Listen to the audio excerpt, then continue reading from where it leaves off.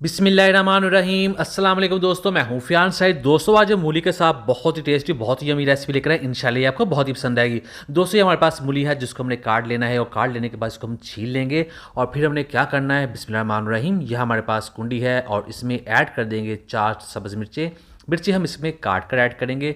इस तरह से जब इसको कूटेंगे तो बहुत ही आसानी के साथ ये कूट जाएंगी, तो इसको कूट लेते हैं। और फिर हम इसमें ऐड करेंगे सब्ज़ धनिया, ये जाएगा हाफ प्याली। और फिर हमने इसको भी इसके अंदर कूट लेना है। और जैसे ये सब्ज़ धनिया इसके अंदर कूट जाएगा तब बारी है इसमें प्याज ऐड करने की।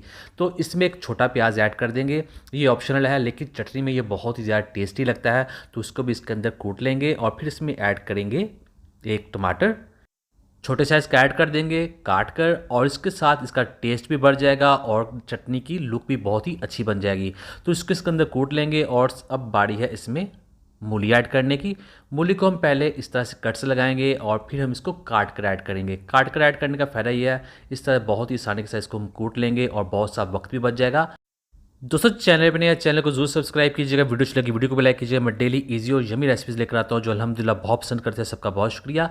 और इसको इसके अंदर कूट लेते हैं। और इसको हमने इतना ज़्यादा नहीं कूटना कि ये बिल्कुल इसके अंदर पेस्ट बन जाए। इसको थोड़ा सा खड़ा कर रखेंगे ताकि जब इसको खाएं तो इसका जो क्रंच है वो थोड़ा सा बाकी रहे, जो इस रेसिपी की मेन स्पेशलिटी है।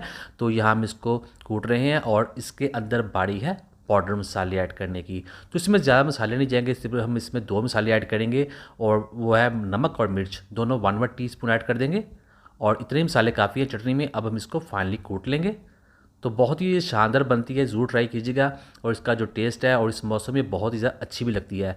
तो इसको इसके अंदर फाइनली कूट लेते हैं। तो आपको दिखाते हैं, ये देखिए अल्हम्दुलिल्लाह हम इसको कूट लिया है और अब ये तैयार है।